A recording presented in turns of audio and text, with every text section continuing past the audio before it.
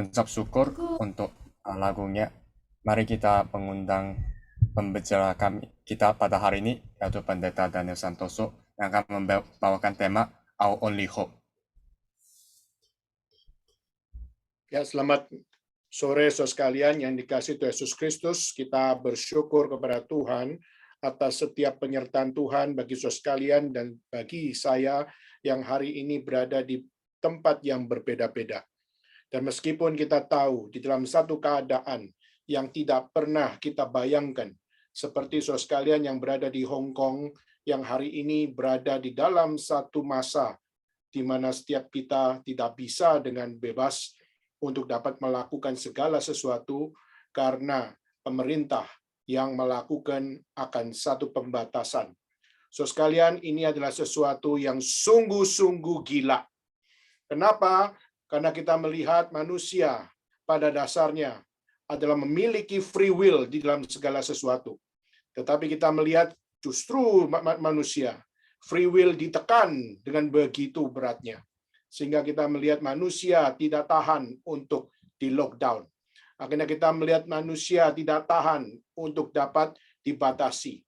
Sehingga kita juga melihat begitu banyak mereka yang mengalami akan depression dan mereka yang mengalami sebuah loneliness. Dan ini bukan hanya dialami oleh rekan-rekan yang ada di Hong Kong, tapi ini juga yang dialami oleh rekan-rekan yang ada di Shanghai. Di Shanghai, di dua distrik, yaitu di Putong distrik dan di Puxi distrik. Kita melihat bagaimana mereka sudah dikekang dan mereka tidak boleh keluar, bahkan mereka tidak bisa membeli makanan. Sehingga saudara, di saat kita melihat begitu banyak akan teriakan-teriakan malam, di mana saudara kalau melihat di YouTube, saudara akan melihat bagaimana apartemen-apartemen setiap malam saudara akan mendengar long-longan atau suara teriakan daripada setiap pemilik daripada apartemen, di mana setiap mereka berteriak mengungkapkan kemarahan, mereka berteriak mengungkapkan akan kekesalan, dan mereka berteriak mengungkapkan akan setiap depresi mereka, dan mereka berteriak untuk menyatakan bahwa kami adalah victim, kami adalah korban, kami butuh kejelasan, dan sebagainya. Saudara, kalau kita mau bertanya, engkau berteriak kepada siapa? Mungkin kalau kita bisa bertanya, kenapa engkau mengeluarkan keluh kesahmu itu di depan apartemen dan membiarkan semua orang mendengar? Maka pertanyaannya adalah kekesalanmu atau setiap depresimu maupun setiap apa yang menjadi kondisi hatimu, kau serahkan, kau sharingkan, kau teriakan kepada siapa? So sekalian, seringkali kita menjadi orang-orang yang menjadi orang yang gila sendiri. Kenapa? Karena setiap keluh kesah kita sharingkan melalui teriakan, melalui setiap jeritan, melalui setiap kemarahan kepada manusia, kepada sesama, maupun juga kepada pemerintah. Dan sudah, itu adalah satu hal yang kita tidak bisa untuk menyatakan itu adalah jalan keluar. Saudara sekalian, kita melihat dunia ini sudah begitu kacaunya. Dengan adanya pandemik, kita melihat banyak hal yang dulunya sesuatu yang normal, sekarang menjadi abnormal. Maka hari ini saya mengambil akan satu tema, Only Jesus. Kenapa ini menjadi satu tema untuk kita semua? Karena kita harus tahu mengapa Kristus menjadi Tuhan dan Juru Selamat saudara dan saya. Mengapa setiap orang pilihan Tuhan percaya bahwa hanya Yesus satu-satunya yang menjadi pegangan hidup kita sebagai orang percaya. Berapa banyak hari ini orang Kristen sendiri menjadi orang yang paling kacau rohaninya. Berapa banyak orang Kristen yang juga melalui pandemik hari ini menjadi mereka yang paling kehilangan hak kesulungan sebagai orang percaya. Sehingga mereka sudah menjadi worldly, mereka menjadi duniawi, bahkan mereka sudah tidak lagi memiliki spirituality di hadapan Tuhan. Maka bertobatlah kita orang Kristen yang seperti ini. So sekalian, kenapa hanya Yesus Kristus? Hari ini saya mengajak saudara membaca satu bagian kitab suci yang jarang dibaca oleh orang-orang, khususnya oleh orang-orang Kristen. Kenapa? Karena kitab ini adalah kitab yang menceritakan seorang nabi kecil, seorang minor prophet. Dan saudara, minor prophet yang tidak terlalu diperhatikan.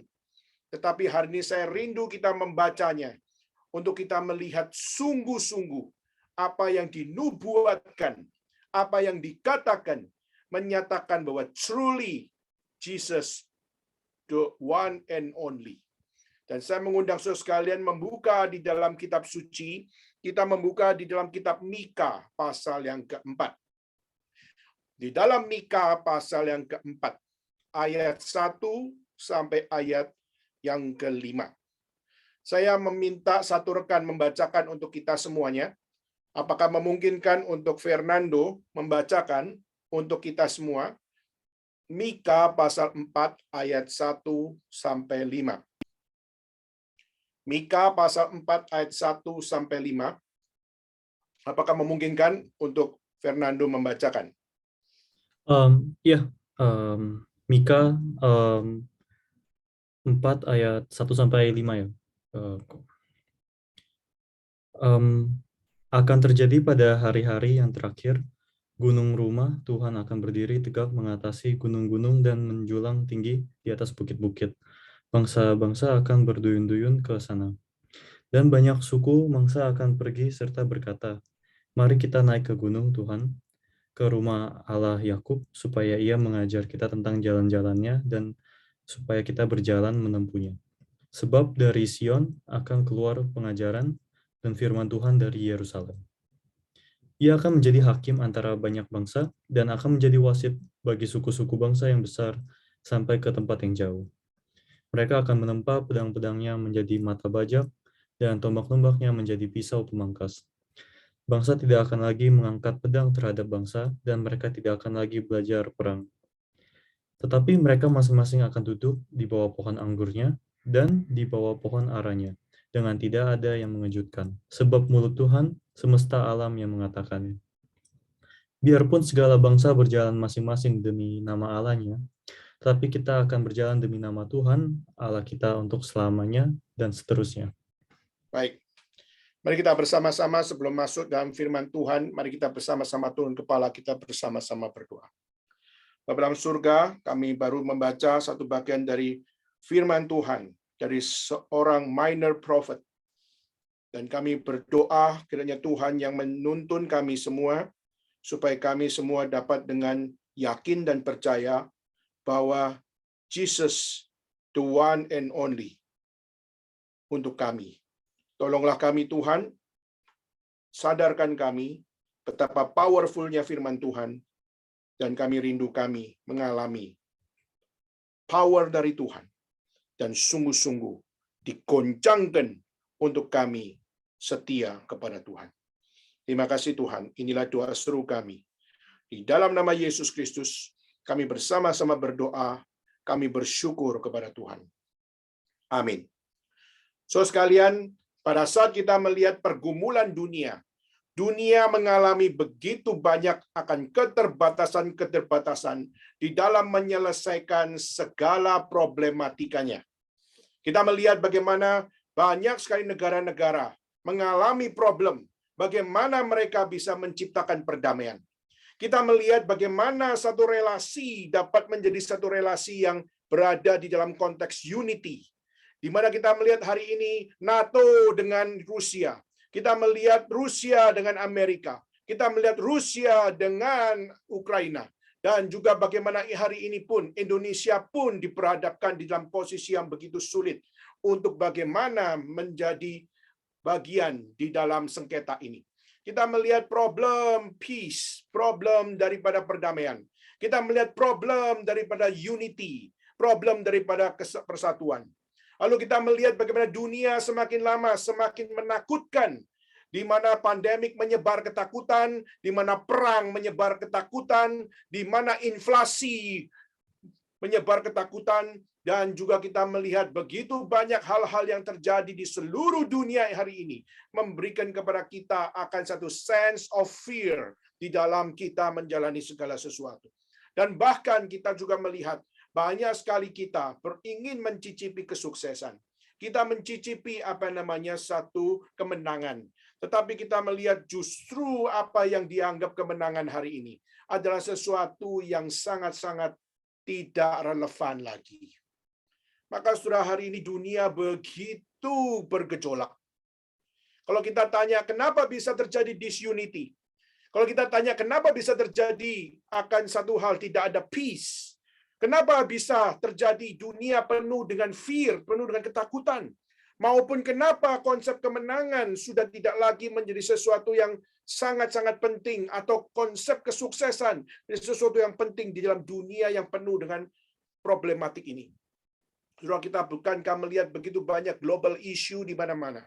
Kita melihat discrimination, kita melihat bagaimana delusion, dan kita melihat bagaimana corruption. Kita juga melihat bagaimana coronavirus yang kita melihat hari ini khususnya di China.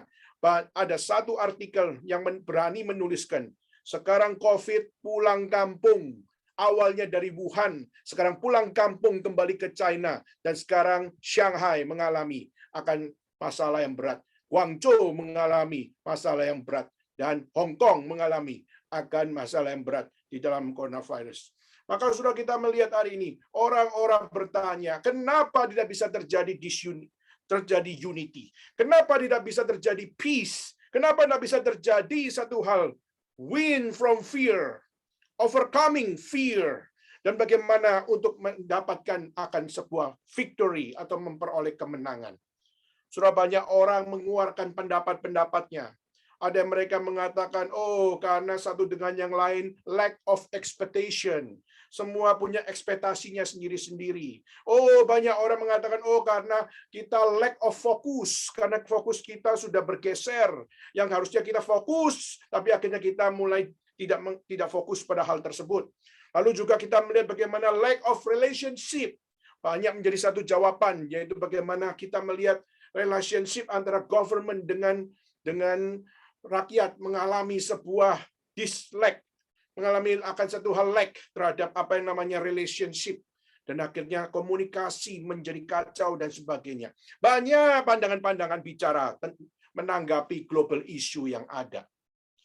Tetapi saudara, waktu kita melihat hal ini, bukankah kita seharusnya menjadi orang yang perlu bertanya, apa yang menjadi problem terbesar sehingga unity tidak bisa menjadi reality? Apa yang menjadi problem yang terbesar sehingga peace atau perdamaian tidak bisa menjadi sebuah reality? Apa yang menjadi problem sehingga ketakutan tidak bisa menjadi sesuatu yang dikalahkan? Dan bagaimana kemenangan menjadi sesuatu yang seharusnya dikejar oleh setiap orang. Tapi kita melihat semua sudah seakan-akan menjadi pesimistik. Sudah waktu kita melihat kenapa semua ini. Sudah banyak orang bicara tentang banyak isu. Tapi Alkitab dengan berani bicara. Semua terjadi karena mereka adalah manusia yang sudah jatuh ke dalam dosa. Seharusnya menjadi poin, yaitu adalah sin issue. Yang seharusnya menjadi satu kesadaran mutlak adalah setiap manusia sudah jatuh di dalam dosa. Maka COVID tidak terlalu ganas kalau dibandingkan dengan dosa. Karena dosa jauh lebih berbahaya. Karena dosa bisa membunuh orang juga, dosa bisa membuat orang menjadi pesimistik, dan dosa bisa membuat orang kehilangan Tuhan, dan bahkan benci kepada Tuhan, dan bahkan meninggalkan Tuhan dan melawan Tuhan. Kita melihat sin issue seharusnya membuat kita care dan membuat kita paham bahwa ini harus menjadi hal yang kita fokus untuk bagaimana menang atas dosa. Saudara, dosa menjadi sesuatu yang perlu setiap orang menyadarinya, bahwa ini harus menjadi satu isu yang dibereskan oleh setiap manusia, setiap negara, setiap peradaban, setiap kehidupan dari makhluk hidup di seluruh muka bumi. Maka saudara, Mika menuliskan bahwa apa? Bahwa di dalam apa yang tadi dibacakan oleh Fernando, akan terjadi pada hari-hari yang terakhir. Berarti apa, saudara? Ini adalah sebuah nubuat. Ini bicara tentang sesuatu something future. Bicara tentang sesuatu yang something future. Bahwa apa? Gunung rumah Tuhan akan berdiri dengan tegak, mengatasi gunung-gunung, menjulang tinggi di atas bukit-bukit. Bangsa-bangsa akan berduyun ke sana. Banyak suku bangsa akan pergi serta berkata, mari kita naik ke gunung Tuhan, ke rumah Allah Yakub, supaya ia mengajar kita tentang jalan-jalannya, supaya kita berjalan menempuhnya, sebab dari Sion akan keluar pengajaran dan firman Tuhan dari Yerusalem. Apa maksud ayat yang disampaikan oleh Mika di sini?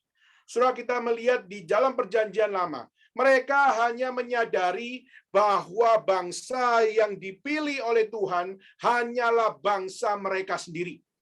Mereka tidak pernah punya konsep Allah mengasihi bangsa-bangsa. Konsep mereka hanya sempit, hanya memandang bahwa hanya bangsa yang namanya Israel, bangsa Yehuda, mereka adalah bangsa pilihan Allah.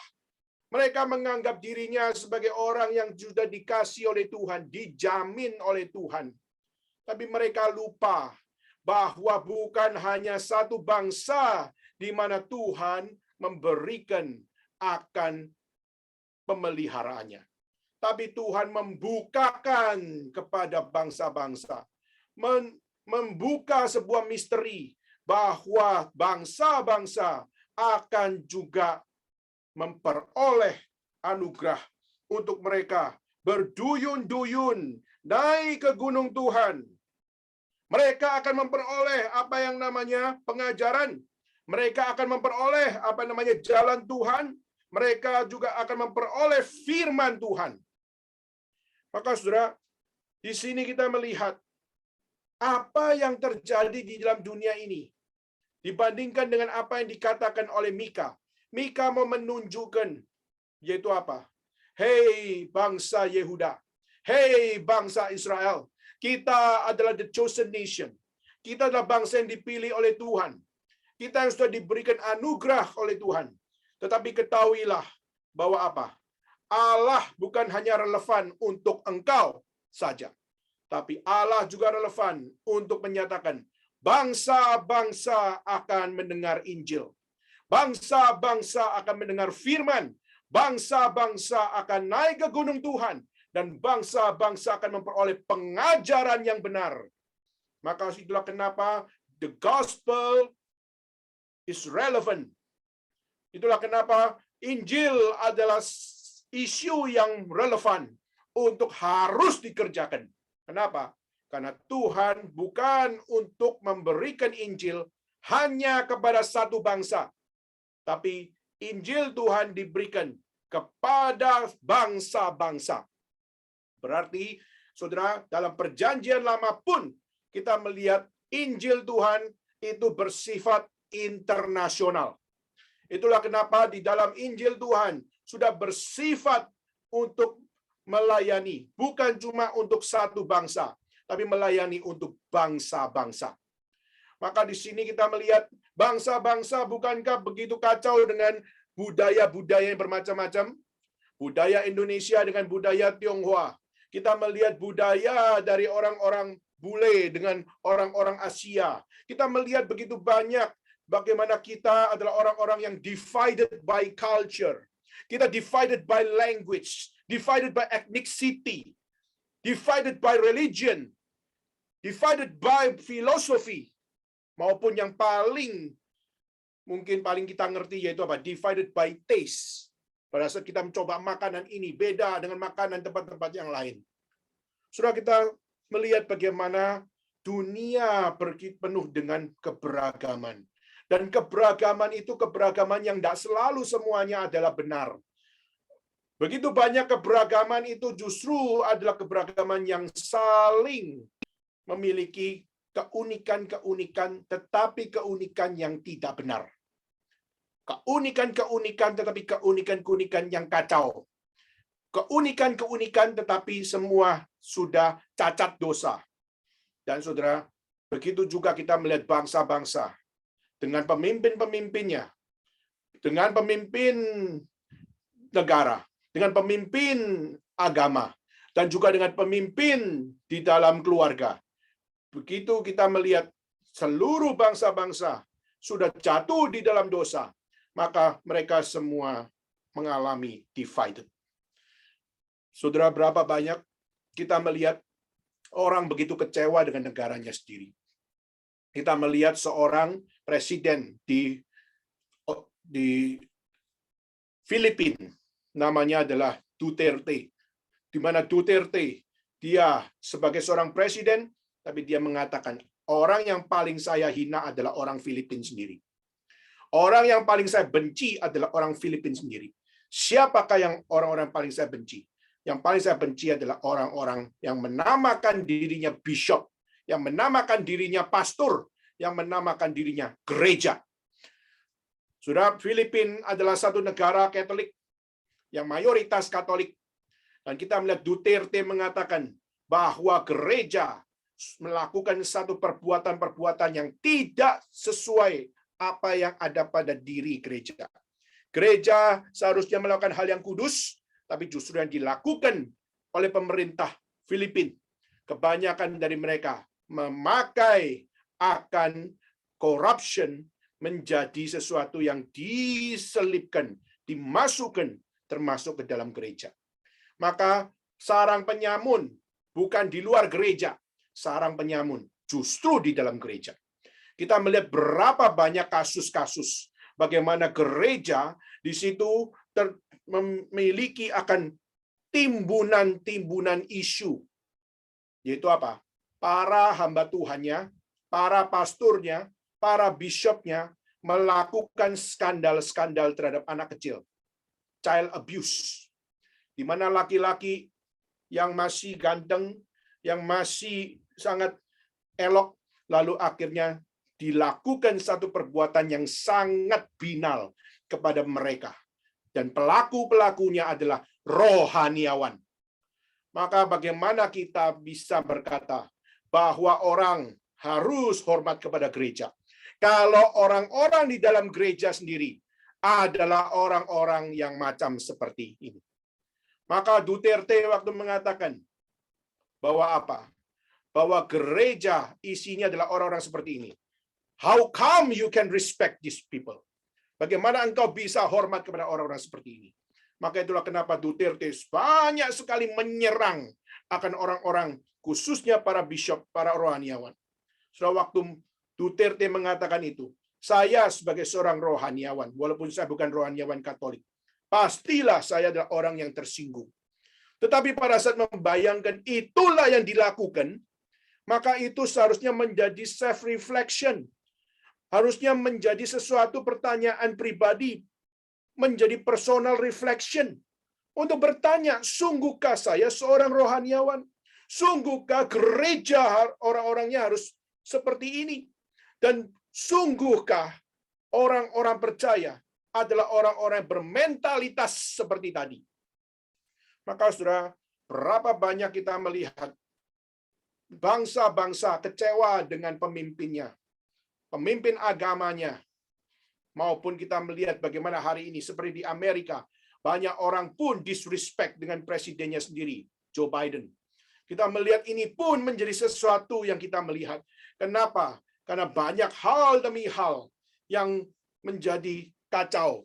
Dan sehingga kita melihat banyak orang pun mengatakan bahwa apa?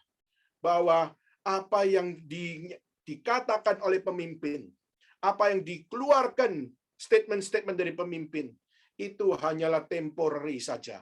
Itu hanya bicara tentang durasi yang suatu kelak nanti akan berhenti, sehingga semua itu tidak akan terrealisasi. Betapa kita melihat itu semua terjadi.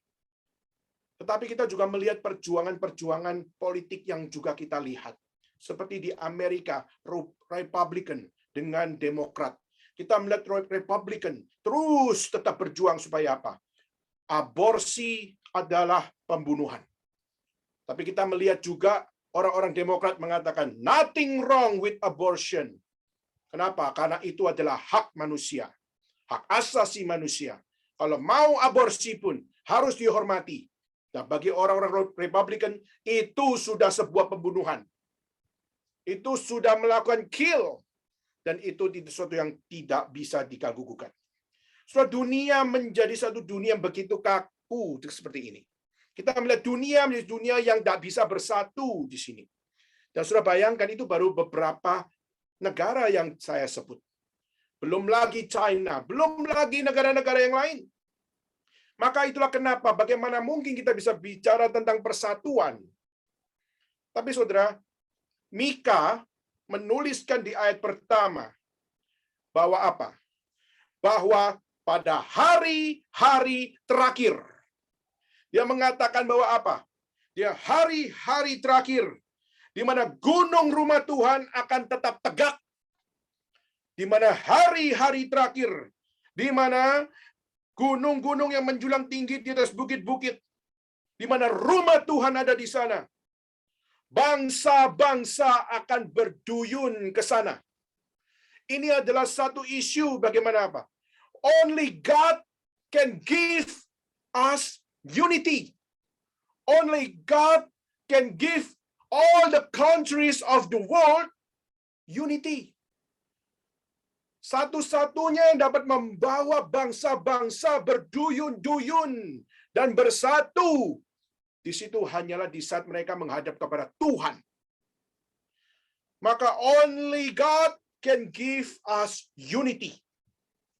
Tidak peduli negaranya adalah negara di Asia, tidak peduli negaranya ada di Amerika, ada di Afrika, ada di Eropa, ada di Australia. Saudara, di satu tempat yang namanya Gunung Tuhan, dan Gunung Tuhan yang berdiri tegak di situ, mengatasi gunung, menjulang tinggi di atas bukit, bangsa-bangsa akan berduyun ke sana. Maka hari ini, mari kita bertanya, kalau Tuhan menyatakan deklarasi iman melalui Mika, bahwa hari ini mungkin kita berada di dalam sebuah depresi karena engkau ada di satu negara yang begitu kacau. Kau ada di Hong Kong yang penanganannya mungkin masih begitu marak terjadi terhadap COVID. Indonesia yang juga masih begitu marak dengan apa yang namanya isu-isu yang namanya radikalisme di masa pandemik.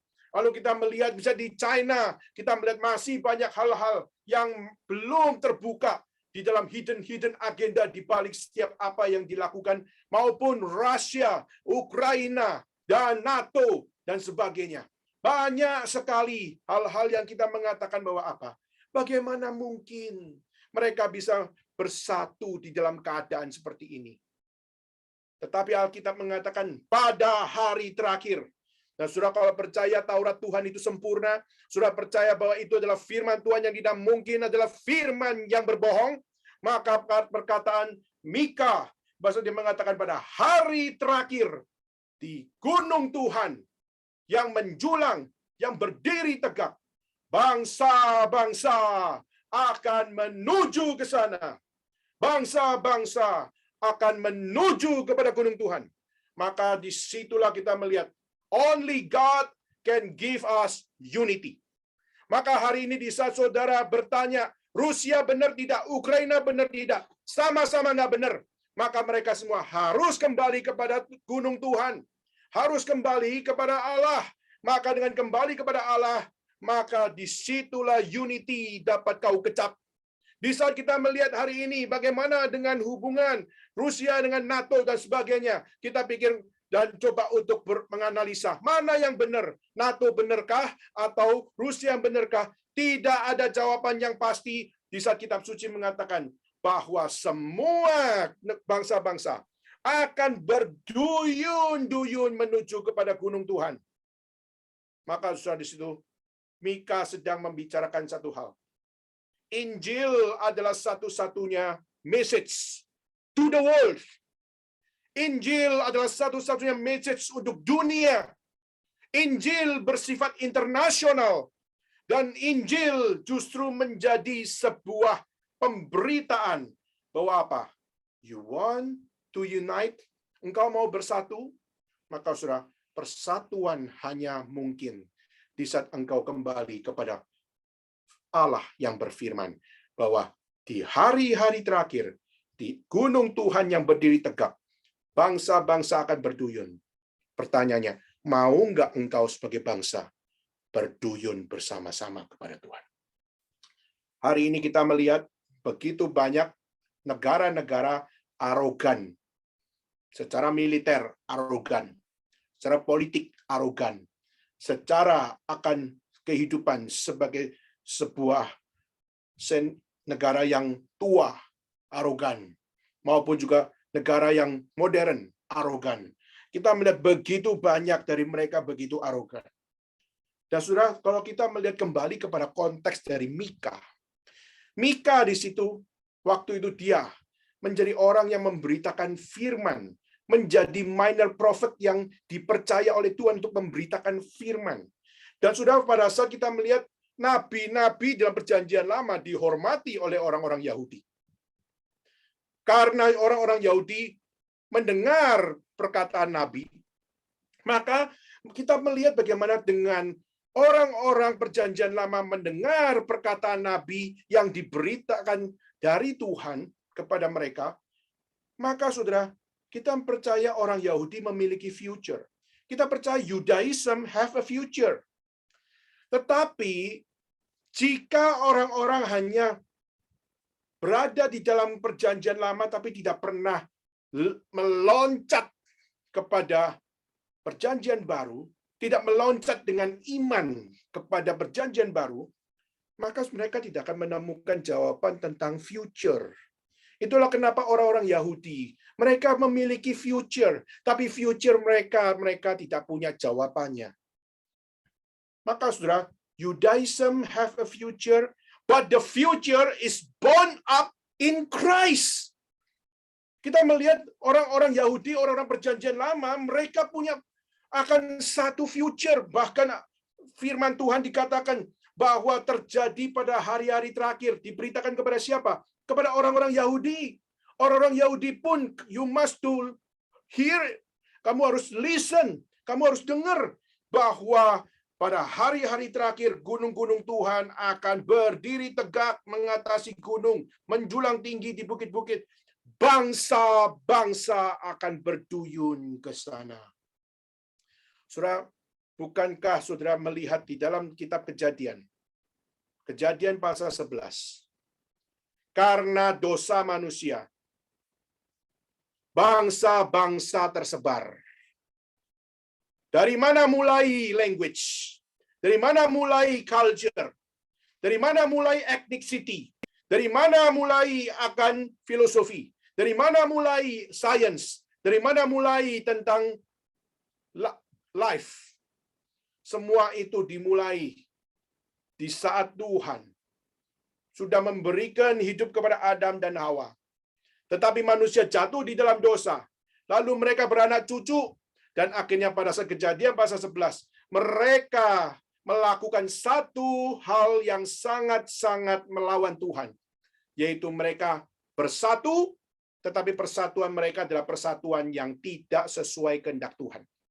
Maka visi mereka satu, misi mereka satu, aksi mereka satu, language mereka satu, dan mereka membangun menara yang namanya Menara Babel.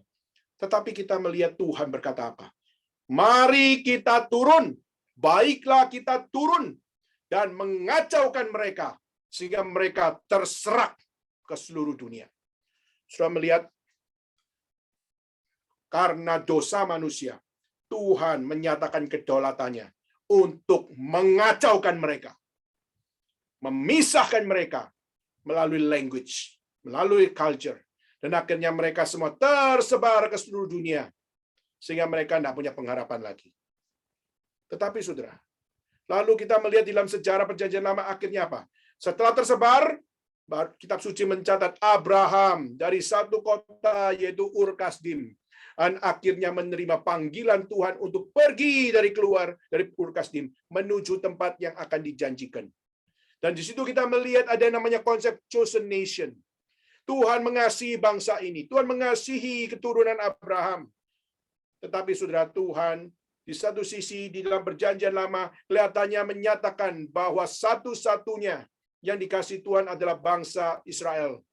Tapi bukan berarti Tuhan akhirnya menyatakan cuma kamu yang menerima berkat. Cuma kamu yang menerima akan satu blessing. Cuma kamu, jawabannya tidak. Tuhan menyatakan kedaulatannya, yaitu apa? Bahwa Tuhan juga memberikan anugerah kepada semua bangsa. Namun, waktunya belum tiba. Maka waktu Tuhan tiba, maka akhirnya kita melihat bangsa-bangsa mulai melihat pentingnya Tuhan Allah satu-satunya. Mulai memandang bagaimana firman dari Tuhan yang satu-satunya itu adalah firman satu-satunya yang harus ada pada mereka. Maka Mika waktu dia berkata, pada hari-hari terakhir di mana gunung Tuhan berdiri tegak dan semua bangsa-bangsa akan berduyun ke sana. Ini khotbah yang sangat berbahaya. Karena mungkin orang-orang Yahudi sendiri tidak suka dengan khotbah ini. Karena mereka punya konsep kami adalah keturunan Abraham, Ishak dan Yakub. Maka kami adalah bangsa pilihan Tuhan. Tapi pada saat kita melihat Mika, dia berani mengatakan bangsa-bangsa akan berduyun kepada Tuhan. Berarti Tuhan pun mau menerima bangsa-bangsa. Tuhan bekerja pada bangsa-bangsa. Maka seringkali kita menjadi orang yang paling egois. Sehingga akhirnya apa? Kita lupa bahwa kedaulatan Tuhan jauh melampaui setiap apa yang kita anggap sebagai kedaulatan diri. Maka poin pertama di dalam hari ini, why Jesus? Why only Jesus? Saudara, karena only God can give us unity. Dan jawaban daripada unity itu diberikan melalui satu pernyataan, yaitu pernyataan khusus yang Tuhan hadirkan. Melalui siapa? Melalui inkarnasi Allah menjadi manusia. Dan semua itu dinyatakan di dalam inkarnasi Kristus. Dan karena Kristuslah kita melihat Gentiles and Jew together to worship God. Karena the gospel of Christ, Jew and Gentiles serve the Lord together. Bukan orang Yahudi menjadi orang yang superior dan akhirnya menganggap, oh kamu bukan orang Yahudi, kamu orang yang harus inferior. Saudara, tidak ada catatan itu. Itulah kenapa pada saat Yesus, waktu dia lahir, kita melihat orang Majus itu adalah orang-orang internasional dari luar negeri, luar bangsa, tapi dia datang kepada Yesus menunjukkan apa? Yesus bukan cuma orang Yahudi saja, tapi juga Yesus juga bagi orang-orang di luar Yahudi. Dan juga kita melihat Yesus pada saat men-sharingkan akan pengajaran, men-sharingkan firman, kita melihat setiap apa yang diberitakan juga adalah untuk bangsa-bangsa. Kita melihat murid-murid dari Yesus, akhirnya satu demi satu melayani kepada bangsa-bangsa. Maka Thomas pergi ke India. Lalu kita melihat bagaimana orang-orang yang melayani Tuhan, murid-murid Yesus, sampai pergi ke Armenia, sampai pergi ke Greece, dan pergi untuk memberitakan Injil ke seluruh pelosok. Saudara, Gentiles and Jew together. Itu adalah satu hal yang menunjukkan bahwa believer di situ bukan hanya bicara tentang orang Yahudi saja, tapi juga bicara tentang orang-orang non-Yahudi. Maka saudara, waktu kita melihat di sini, Mika dengan berani berkata bahwa only God can bring the nation together. Only God can make Jerusalem to be the center of the world. Di sini bukan bicara tentang Yudaism sekali lagi, tapi di sini bicara tentang Kristus. Di sini bukan bicara tentang perjanjian lama, tapi bicara tentang perjanjian baru. bicara tentang penggenapan apa yang dalam perjanjian lama, yaitu di dalam pribadi Kristus. Maka unity hanya bisa dapat terjadi di saat semua takluk kepada Allah, semua takluk kepada Dia, dan takluk kepada yang dinyatakan kepada kita, yaitu melalui satu-satunya nama, yaitu adalah Yesus Kristus. Maka hari ini waktu kita bertanya, Rusia dengan Ukraina, bukankah sama-sama Kristen? Saudara, gereja mereka adalah sama-sama menerima satu pelayanan dari seorang misioneri daripada Greece. Kita melihat seorang misioneri daripada Yunani pergi ke Rusia dan akhirnya memberitakan Injil, dan akhirnya kita melihat mereka akhirnya menjadi satu negara dengan Kristen Ortodoks. Tetapi kita melihat Kristen Ortodoks mulai bermain dengan politik, dan akhirnya gara-gara sengketa akan dua negara itu, muncullah juga Kristen Ortodoks versi Ukraina. Akhirnya kita melihat agama mulai bermain politik, lalu mencari siapa yang bisa di-backing. Surah ini adalah sudah kacau luar biasa. Maka gereja kalau bermain politik, maka itu sudah menjadi gereja yang tidak mengutamakan Tuhan. Bukan berarti politik nggak boleh. Kita harus menjadi bagian untuk bagaimana Kristus menyatakan prinsip-prinsip politik. Tetapi bukan berarti akhirnya apa? Akhirnya kita di dalam politik, akhirnya kita tidak lagi dengar firman Tuhan. Kita akhirnya sudah tidak lagi mengutamakan, tapi kita lebih mengutamakan urusan yang namanya rakyat. Mereka mengutamakan namanya adalah government. Tetapi dilupa bahwa yang harus menjadi utama adalah Tuhan Allah. Maka Indonesia sangat bersyukur, saudara, kalau saudara punya sila pertama, ketuhanan yang Maha Esa. Itu seharusnya menjadi sebuah wake up call kita terus-menerus. Waktu kita sekolah, ingat ada Tuhan. Waktu kita kerja, ingat ada Tuhan. Waktu kita belajar, ingat ada Tuhan. Dan waktu kita berjuang, ingat ada Tuhan. Maka kalau kita terus mengutamakan Tuhan, maka kita akan belajar bagaimana mempercayai bahwa satu-satu dapat membawa kita mengalami persatuan. Only God do it. Only Jesus who given by God to us. Maka saudara, ini poin pertama yang kita bisa terima. Why Jesus? Kenapa Yesus? Karena Tuhan memakai Mika untuk berkata bahwa masa depan daripada persatuan seluruh bangsa hanya terjadi di saat semua kembali kepada gunung batu Tuhan Allah. Dan itu digenapi di dalam Yesus Kristus. Di mana Yesus berkata, di atas batu karang ini, aku akan mendirikan gerejaku. Dan gereja di situ bukan gereja yang menjadi pusatnya, tapi Kristus yang menjadi pusatnya.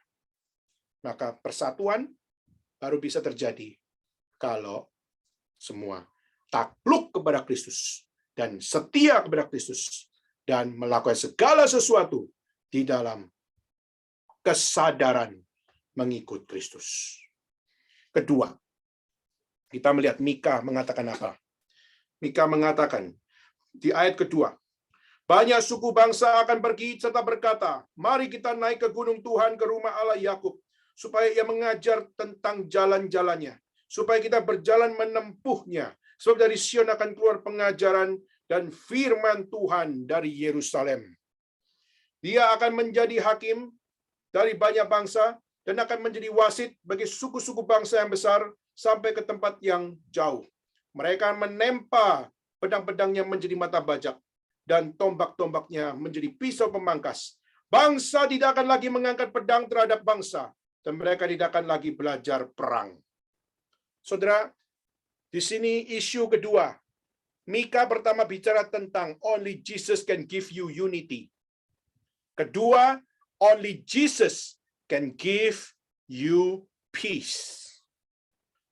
Saudara, action will no longer fight against nation. Mika mengatakan everyone will live in peace. There is no war, there is no conflict, there is no killing, there is no violence. Dan semua itu hanya bisa terjadi kalau engkau kembali kepada Allah Yakub. Kau kembali ke gunung Tuhan. Kamu kembali ke rumah Allah Yakub. Maka saudara, kalau kita mengatakan ini adalah satu-satunya firman yang menunjukkan jawaban di manakah perdamaian itu. Maka di saat kita melihat bangsa-bangsa hari ini tidak memakai perspektif Alkitab di dalam melakukan action secara internasional, apa yang mereka lakukan, maka tidak akan pernah terjadi perdamaian. Maka itulah kenapa kita melihat Rusia, Ukraina, sama-sama Kristen. NATO dengan Rusia. NATO pun kita melihat bangsa-bangsa Eropa. Banyak dari mereka rata-rata adalah negara Kristen. Kita melihat siapa yang punya konsep iman kekristenan menjadi pusat daripada negara. Hari ini hampir tidak ada. Kita melihat hari ini negara Rusia, negara Kristen Ortodoks, tapi mereka justru menjadi orang-orang Kristen yang paling tidak Kristen. Saudara, pertama saya sangat kagum kepada Putin. Karena Putin, dia dilahirkan dalam satu keluarga Kristen. Sebelum Rusia, Uni Soviet adalah negara komunis. Dan kita melihat Vladimir Putin dalam satu keluarga Kristen. Dan dia dari kecil diajar oleh mamanya pergi ke gereja. Dan harus untuk beribadah kepada Tuhan di gereja. Dari kecil dia telah diberikan akan anugerah oleh Tuhan. Untuk apa? Untuk dia memiliki spirituality as Christian.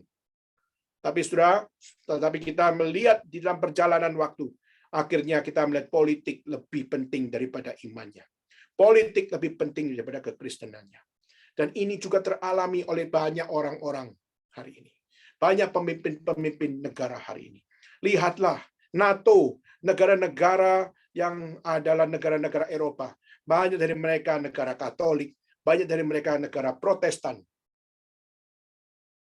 Tetapi kita melihat, ada nggak mereka yang mengutamakan ajaran kitab suci menjadi the first point untuk mereka do action. Saudara, kalau kita melihat Mika adalah seorang yang dipakai Tuhan membicarakan something futuristic yang mengatakan bahwa bangsa-bangsa akan pergi kepada gunung Tuhan, di mana dia akan mengajarkan jalan-jalannya, di mana kita akan berjalan menempuhnya. Saudara, ini kalimat luar biasa besar. Bangsa-bangsa mereka akan mendengar jalan-jalannya. Dan Tuhan yang di gunung Tuhan itulah yang mengajarkannya. Berarti the only true doctrine comes from the Lord. Dan itu diberikan kepada nations, kepada bangsa-bangsa. Saudara coba perhatikan. Berarti apa? Bangsa-bangsa menerima pengajaran, menerima doktrin tentang jalan-jalannya. Dan supaya kita berjalan menempuhnya. Hari ini berapa banyak negara-negara yang sudah mendengar pengajarannya dan menempuhnya. Pemimpin-pemimpin negara, bangsa-bangsa, pemimpin-pemimpin agama, pemimpin-pemimpin keluarga.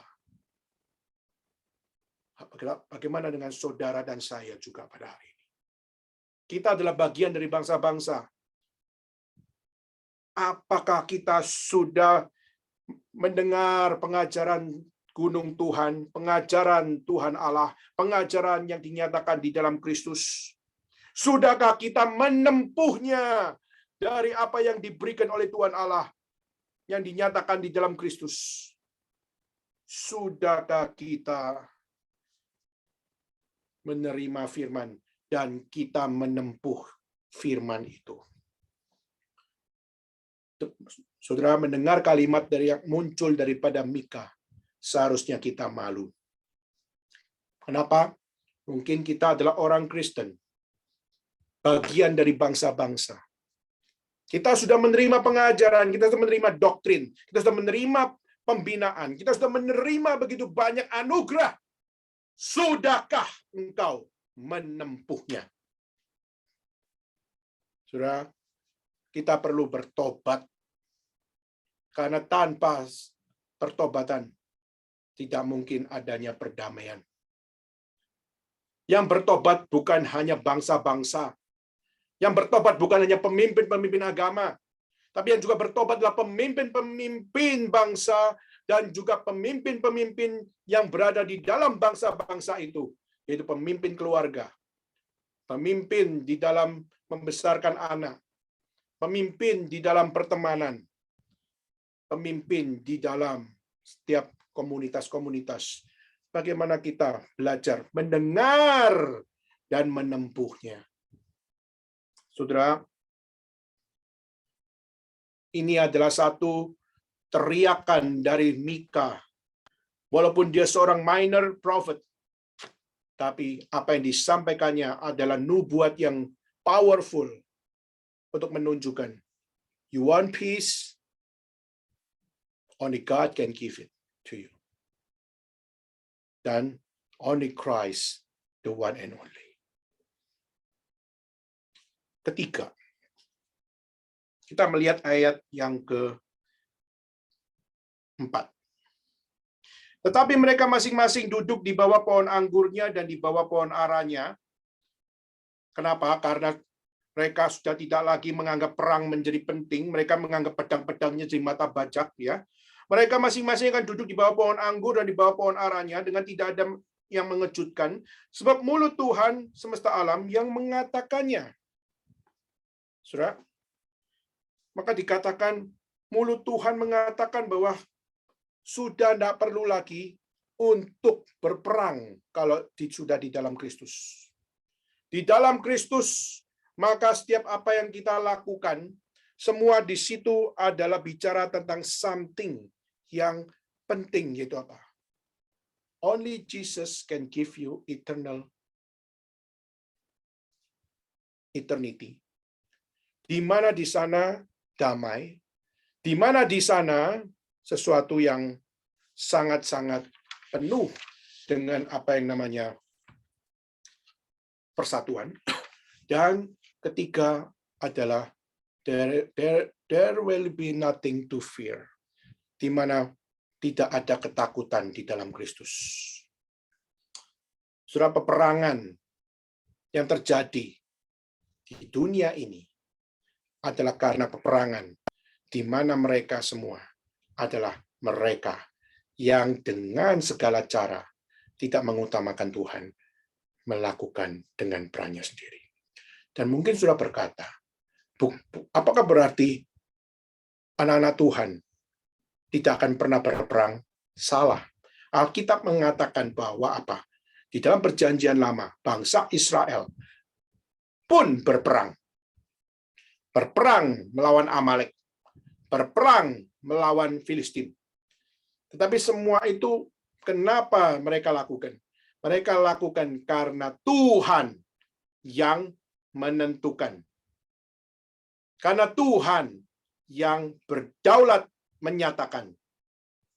Tetapi apa yang terjadi hari ini? Kita melihat apa yang terjadi di dunia ini antara Ukraina dengan Rusia, NATO dengan Rusia, lalu kita melihat China nantinya, Indonesia dan sebagainya. Kita tidak pernah tahu apakah ini semua adalah karena Tuhan yang menentukan atau justru ini semua adalah karena kerusakan manusia, pemimpin negara, maupun pemimpin agama, maupun pemimpin daripada setiap keluarga melakukan hal-hal yang seperti ini. Surah Alkitab dengan jelas mengatakan apa? Satu-satunya untuk kau bisa tidak takut adalah di saat kau taat kepada pengajaran dan menempuhnya. Dengan kau mendengar pengajarannya dan kau menempuhnya dengan setia, maka there is nothing to fear. Kenapa, saudara, there is nothing to fear? Karena pertama, mulut Tuhan yang mengatakannya. Mereka masing-masing akan duduk di bawah pohon anggurnya. Mereka masing-masing akan di bawah pohon aranya. Tidak ada yang mengejutkan. Berarti menunjukkan tidak ada yang ditakuti lagi. Bersama dengan Tuhan tidak ada yang perlu ditakuti lagi. Karena mulut Tuhan yang mengatakannya. Nah, surat kita percaya Taurat Tuhan itu sempurna, maka waktu kita membaca kitab ini pun kita harus percaya ini adalah firman yang benar yang menyatakan bahwa apa? Mulut Tuhan yang mengatakannya. Kalau engkau sudah di dalam damai Tuhan Allah, engkau sudah berada di dalam persatuan Tuhan Allah, engkau tidak perlu takut lagi. Maka hari ini kita melihat COVID belum berakhir. Kita melihat sengketa darurat militer Rusia dengan Ukraina belum selesai. Lalu kita melihat gejolak ekonomi di dunia, global issue, ini masih belum selesai. Tetapi saudara, apakah kita perlu takut? Setiap hari Alkitab mengatakan, no need to be fear. Nggak perlu takut. Kenapa? Karena mulut Tuhan mengatakannya. Ya, karena Tuhan yang berkata, maka seharusnya saudara dengan iman memegang ini. Dan dengan iman berani menempuhnya. Dan dengan iman berani berjuang di dalam setiap tantangan-tantangan yang ada. Itu pertama. Karena mulut Tuhan yang mengatakannya. Kedua, yaitu ayat 5. Biarpun segala bangsa berjalan masing-masing demi nama Allahnya, tetapi kita akan berjalan demi nama Tuhan Allah kita untuk selama-lamanya dan seterusnya. Saudara, kata yang saya mau garis bawahi adalah yang terakhir. Apa? Untuk selama-lamanya. Untuk seterusnya. Berarti apa? Mulut Tuhan semesta alam yang mengatakan kebenaran bahwa there is no need to be fear in God, in Christ. Dan waktu Tuhan mengatakannya, itu bukan perkataan yang cuma bersifat durasi atau hanya bersifat temporary, tapi itu adalah bersifat forever and ever. Maka waktu Tuhan berkata, jangan takut. Meskipun dunia bergejolak, jangan takut. Pandemik bergejolak, jangan takut. Kenapa? Karena mulut Tuhan Allah mengatakannya. Karena Tuhan pun menjamin forever and ever. Perkataannya itu benar selama-lamanya. Dan keempat, why Jesus? Kenapa? Saudara, saya akan lompat kepada satu ayat, yaitu adalah ayat yang ke-10. Menggeliatlah dan mengadulah, hai putri Sion, seperti perempuan yang melahirkan, sebab sekarang terpaksa engkau keluar dari kota dan tinggal di padang. Terpaksa engkau berjalan sampai Babel. Di sana engkau akan dilepaskan, di sana engkau akan ditebus oleh Tuhan dari tangan musuhmu. So, di dalam dunia ini kita masih memiliki akan satu hal, di mana di dalam dunia ini masih banyak ikatan-ikatan yang belum selesai. Di dalam dunia ini kita masih bergumul dengan dosa. Di dalam dunia ini kita masih bergumul dengan konteks-konteks dunia yang menawarkan something worldly, baik di dalam perspektif, baik di dalam mentality, maupun juga di dalam aplikasi hidup. Kita melihat masih banyak pergumulan-pergumulan yang berada di sekeliling kita sebagai seorang believer. But only God can give us victory over enemies. Dan saudara, satu ayat yang harus kita pegang itu apa? Memang kamu terpaksa keluar kota. Memang kamu terpaksa tinggal di padang. Memang kamu terpaksa berjalan sampai ke Babel. Memang kamu di dunia ini masih mengalami penganiayaan. Masih mengalami akan begitu banyak masa-masa di mana engkau berada di dalam ketakutan, di dalam kekhawatiran, dan sebagainya. Namun, percayakah kita kepada kalimat berikutnya? Namun di sana engkau akan dilepas. Di sana engkau akan ditebus oleh Tuhan dari tangan musuh. Menunjukkan bahwa apa? Kita telah dimenangkan oleh Tuhan. Kita telah diberikan penebusan oleh Tuhan. Kita diberikan jalan keselamatan oleh Tuhan. Kita ditolong oleh Tuhan. Kita diselamatkan. Dan semua itu telah digenapi di dalam pribadi, yaitu pribadi Yesus Kristus. Maka Yesus Kristus, dia datang dalam dunia menjadi manusia, dan dia menggenapi perjanjian lama. Dan dia memberikan pengharapan Allah kepada mereka, orang-orang Yahudi. Dan juga memberikan pengharapan kepada mereka, orang-orang Gentiles, orang-orang non-believer, orang-orang non-Jewish. Dan Tuhan menolong mereka, Tuhan menyelamatkan mereka, Tuhan memakai mereka, Tuhan memberikan tuaian kepada mereka. Maka kita perlu percaya, saudara, bahwa Yesuslah satu-satunya yang Tuhan berikan bagi orang Yahudi dan bagi orang di luar Yahudi, the true unity, the true peace, the true nothing to fear, dan true victory. True courage and true victory. Maka saudara, hari ini waktu kita melihat dunia begitu menggemaskan dengan begitu banyak pandemik ini, mari kita bertanya. Orang-orang bisa berkata, mungkin saya bebas dari COVID, atau mungkin saya kena COVID.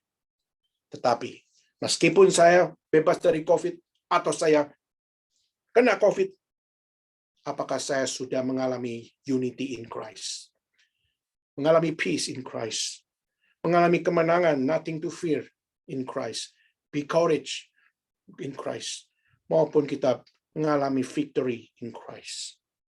Kalau semua itu kita imani, kita tempuh di dalam kehidupan saudara dan saya, maka saudara, there is no such thing, environment ini akan menggoncangkan iman.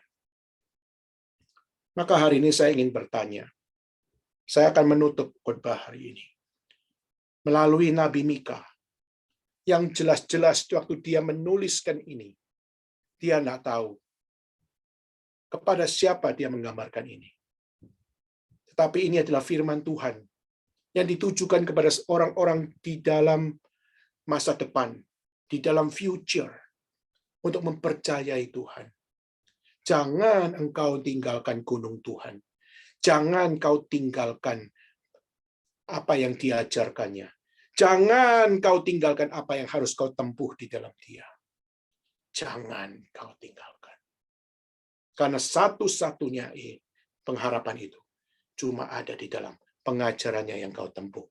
Dan semua itu hadir hanya di dalam Kristus. Itulah kenapa only Jesus, the only message who can bring you unity, peace, nothing to fear, and victory. Kiranya Tuhan berbicara kepada saudara pada hari ini. Hei engkau yang takut karena COVID, mari flashback kepada ayat ini. Hei engkau yang takut dengan kondisi saudara di kota mana, konteks hari ini adalah saudara di Hong Kong. Hong Kong mungkin membuat engkau tidak nyaman. Hong Kong membuat engkau mungkin merasa tidak berada di dalam posisi yang sangat membuat engkau yakin masa depanmu di sini. Atau engkau yang mungkin mengalami kesusahan, kenapa? Karena studi di Hong Kong berada di dalam satu format yang sangat-sangat tidak menyamankan engkau. Tetapi saudara, dunia hari ini boleh tidak nyaman. Tapi jangan kehilangan satu-satunya yang dapat membuat engkau nyaman selama-lamanya. Dan kenyamanan itu hanya pada Kristus. Dan mari kita bertanya, maukah saya hanya berpegang kepada Kristus? Dunia akan menebar begitu banyak format-format ketakutan, format-format ketidaksatuan, format-format penuh dengan peperangan. Tapi bagaimana kita tetap yakin, dunia format boleh berubah-ubah, tapi Tuhanku tidak berubah. Keselamatan yang Dia berikan tidak pernah berubah. Dan hanya satu-satunya nama yang menyelamatkan itu. Dan nama itu tidak pernah berubah. Only Jesus. Itulah namanya. Kiranya nama Yesus membuat engkau yakin betapa powerful-nya Tuhan kita. Betapa powerful-nya pengajaran firman-Nya. Dan betapa powerful-nya memimpin hidupmu lewati semuanya. Maukah saudara bersama dengan Yesus di dalam firman-Nya, mendengar firman-Nya, dan menempuh firman-Nya di dalam Dia setia selama-lamanya, karena Dia mengatakannya dan Dia adalah benar. Kiranya Tuhan memberkati kita semua. Mari kita pagi berdiri, mari kita bersama-sama berdoa. Saya minta dua rekan kita berdoa. Saya minta pertama, minta untuk Bapak David untuk bisa berdoa untuk kita semua atas firman Tuhan. Kedua, saya mempersilakan untuk satu rekan untuk juga berdoa. Saya minta untuk Bapak Budi untuk berdoa untuk respon firman Tuhan. Pertama saya minta untuk Bapak David, kedua saya minta untuk Bapak Budi. Berdoa untuk respon firman Tuhan. Mari kita berdoa. Tuhan, kami bersyukur Tuhan atas suatu pemberitaan firman yang Kau berikan kepada kami di tengah sore hari ini Tuhan. Begitu beratnya Tuhan hati setiap dari kami Tuhan, karena kami jauh dari masing-masing Tuhan, tetapi karena teknologi yang Kau berikan kepada kami di tengah-tengah kami, Engkau dapat mengumpulkan kami semua Tuhan. Kami berdoa Tuhan atas firman yang Kau beritakan Tuhan, kiranya Engkau pimpin apa arti Engkau, yaitu Tuhan Yesus Kristus, apa arti Engkau dalam hidup kami Tuhan. Engkau bukan saja jalan, tolong Tuhan pimpin sehingga kami tidak hanya melihat Engkau menjadi suatu jalan ke surga saja Tuhan, dan hanya melihat itu sebagai suatu alat, tetapi Engkau adalah Tuhan kami Tuhan, Engkau adalah harapan kami, Engkau adalah yang tujuan hidup kami, Engkau adalah yang mempersatukan kami, yang the only one yang dapat mempersatukan setiap manusia di dunia ini Tuhan. Kiranya Engkau pimpin setiap dari kami, dari yang kecil sampai yang tua, baik yang mendengar maupun pembicara, kiranya Engkau buat kami takut kepada Engkau hari demi hari, tahun demi tahun, dan kiranya sampai kami bertemu dengan Engkau, kami bisa memiliki kesenangan sejati itu Tuhan. Tolong Tuhan pimpin hidup kami Tuhan. Di dalam nama Tuhan Yesus kami berdoa. Amin. Bapa dan Surga, kami bersyukur untuk setiap anugerah Tuhan, untuk setiap firman yang boleh kami dengar. Kiranya firman yang hidup itu boleh ada dalam hidup kami, setiap kami masing-masing, sehingga